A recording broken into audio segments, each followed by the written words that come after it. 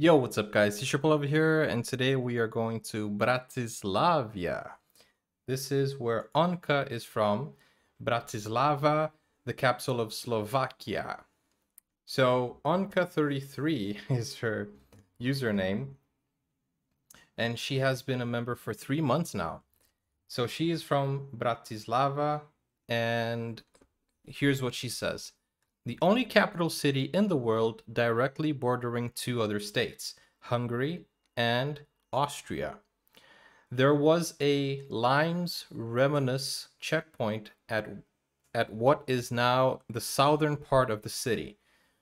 The castle over Danube stands upon a Celtic fortress. Castle itself in today's form from 14th century to the 15th century. The original citizens were and are usually trilingual. Slovak, German, and Hungarian. Okay, wow. So I guess I can say Vigets. And yeah. Okay, so here we go. Let's go to the first video. Bratislava, the city you know as that place next to Vienna. My name is Laser, and let's get to it. The name Bratislava was given to the city after World War I due to reasons we are going to discuss later. Before World War I, the city was known by many names, and depending on who you ask, the name of the city and the etymology of that name could be completely different. Just a few of the names for the city are Pozsony, Pozonium, Prešporok, Istropolis, or Pressburg.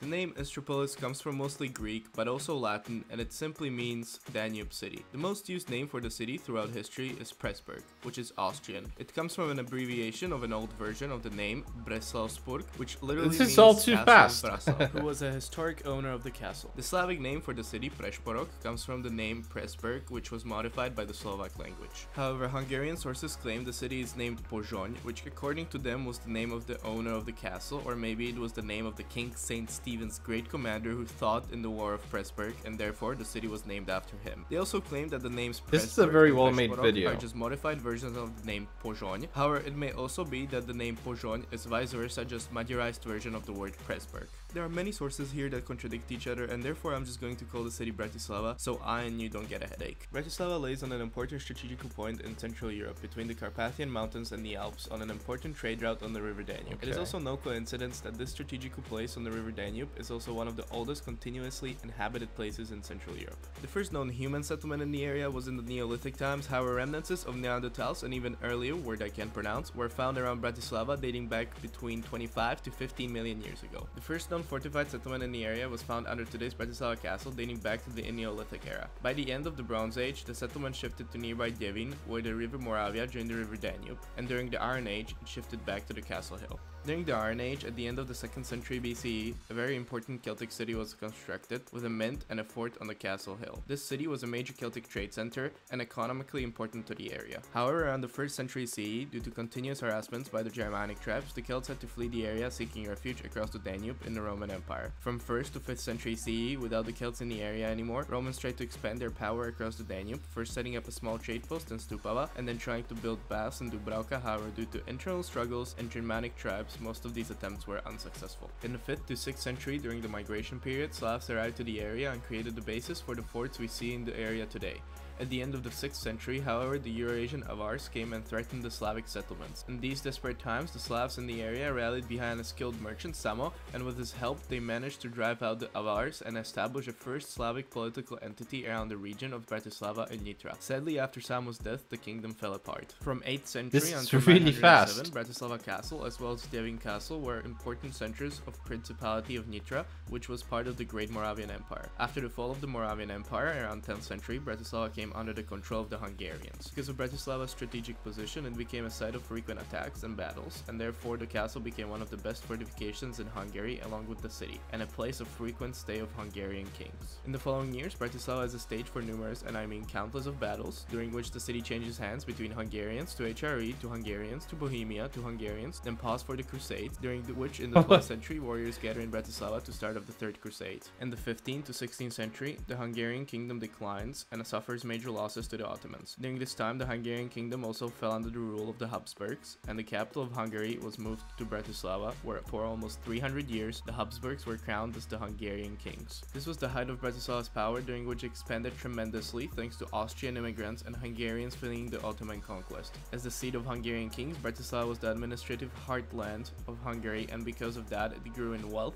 power, and became the most populous city in Hungary. However, in the 19th century, when Ottomans were defeated, the capital of Hungary changed back to Budapest, and this was the start of the downfall for Bratislava. After World War I, Bratislava, or at the time Pressburg, was at a crossroad. The city had a large diversity, with Austrians making up the majority of the city's population, but there were very sizable Slovak and Hungarian populations in the city as well. The city tried to declare itself independent, however in 1919 Czechoslovakian troops annexed the city and declared it as the capital of Slovakia, renaming it from Pressburg to Bratislava. The name Bratislava came from a poorly transcribed script of the early king's name Breslau, or the Czech king who is thought to have controlled the city for a while, Brestislav. Nevertheless, the name stuck and Pressburg became known as Bratislava ever since. Between the war period, Bratislava was slowly starting to turn around from its downfall, however it was a very slow change which was halted by the start of World War II. During World War II, Bratislava was the capital of the First Slovak Republic, which was a puppet state of Nazi Germany. During this time, Sad Janka Krala, the oldest municipal park in Central Europe, was converted into a ghetto/concentration camp for 15,000 or so Jews living in Bratislava.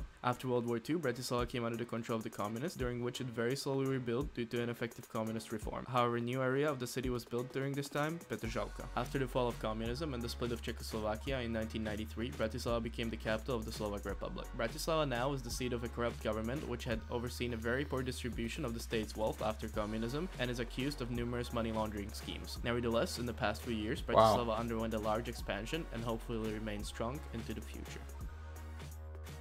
Okay, take your breath now, because that was a lot of information. 5 minutes, where I try to explain the history of a city in 5 minutes. Suggest new cities down in the comment section below or on a Reddit post, link in the description. I mean, very, very well done. Very good job, but that was too fast for me to process the whole information. But, okay, so let me get this straight.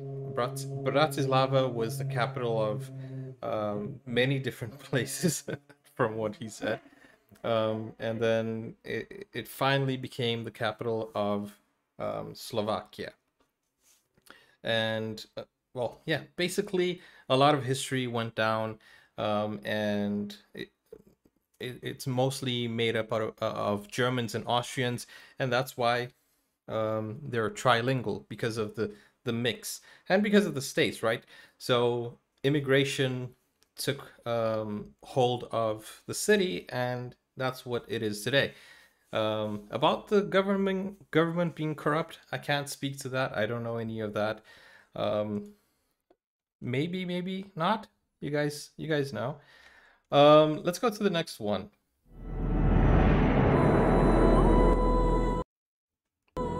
This is the city itself.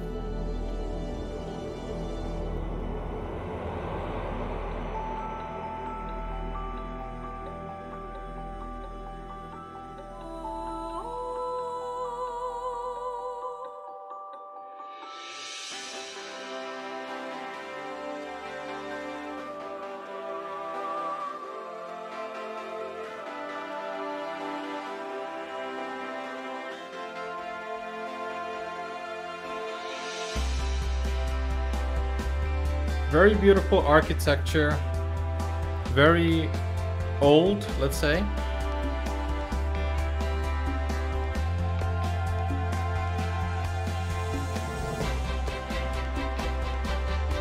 Old but conserved.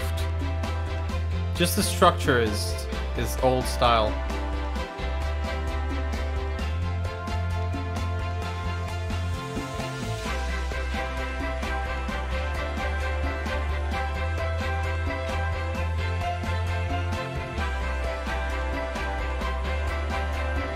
Wow. I always like it when buildings are very well leveled. Like the scene that we saw there, we could see that there were like buildings that were made in squares.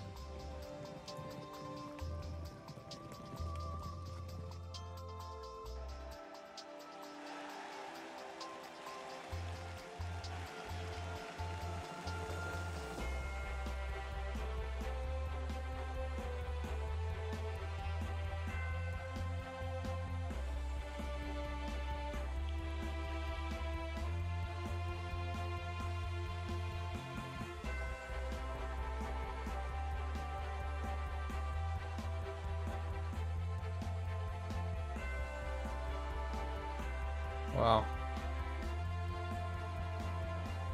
Are they known for wine? I don't think so. I don't know. I don't know a lot about it though.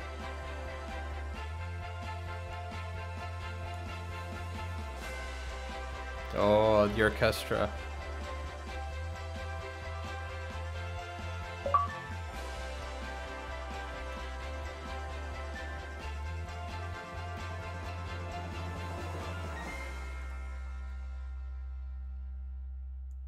Bratislava.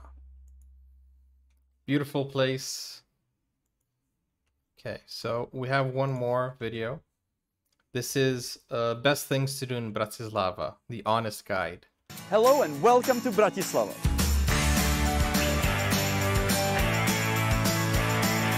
This is the presidential palace in Bratislava, the home to the Slovak president, Mr. Kiska. Also, as you may notice by the flags, Slovakia is in European Union and they have Euro. Slovakia used to be Czechoslovakia, so they were our brothers. Not only the beautiful city of Bratislava, but there's many other beautiful cities, but especially they have the most beautiful mountains in Europe. Tatry. And Bratislava, or as I like to call it, the B city or Blava, is the capital of Slovakia, so let's go explore it. For breakfast, we went to a place called not pancakes, but Mr. Cakes, because pan means Mr. Okay, makes sense. So we're 5 minutes from the city center of Bratislava. It's a wordplay. We're looking for something. I think. Dude, we found it. Kamzik TV Tower. Let's go check it out. I'm a view guy and I love views. I love to sit and look around. And this is one of the places in Bratislava. And if you also want to eat in this tower, just one floor below me is a turning restaurant, 360 degrees. I was there last year with my friends and it's bizarre. Nice. I always wondered if you get dizzy.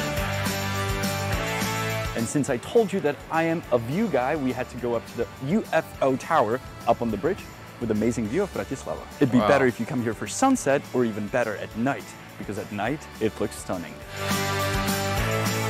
It looks amazing. And of course the trip to the Ufo Tower would not be complete without a cosmic drink. If you come to Bratislava for more than a day, unlike us, here are other things that you should see.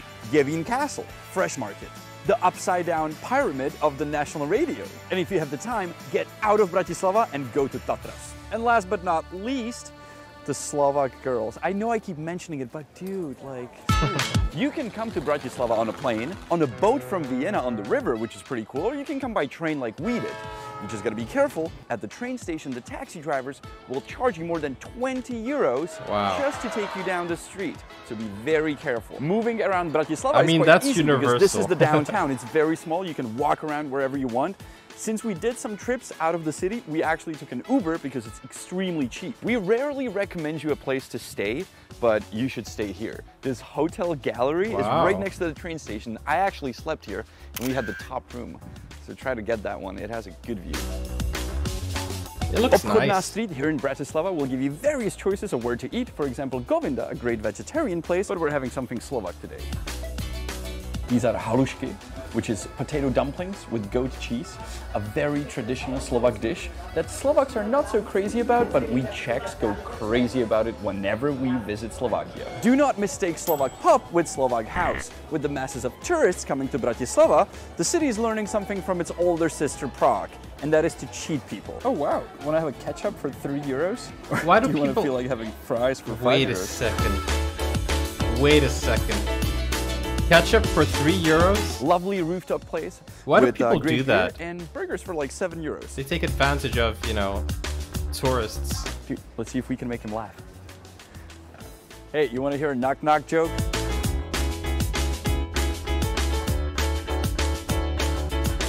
Oh, I'm sorry. So here we are on the riverside, on the right side of Danube River.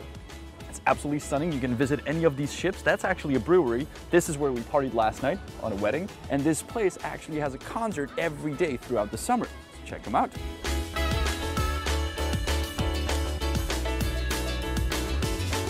And after the sun fell, we decided to have a little dinner in the urban space. It's absolutely stunning, amazing. We got some little food, and this is not the only cool That place looks good. within this building. That looks like salmon in something. And where to end the day and go for a great party, definitely Kaatse Dunai. The entrance is from the back, as you saw, and I love this place. The rooftop terrace with the view of the castle and the UFO. I just love it. Bratislava, thank you so much for letting us have a great time here. We really enjoyed it. And you can watch other cities we covered, or you can watch Prague, because that's our specialty. And we'll see you next week on another episode of The Honest Guide. This was Hansa and Yannick. Cheers. Okay. That was a pretty nice video. Really enjoyed that one. We have one more to finish off. No, we don't. These are the 3 videos. Oh, okay.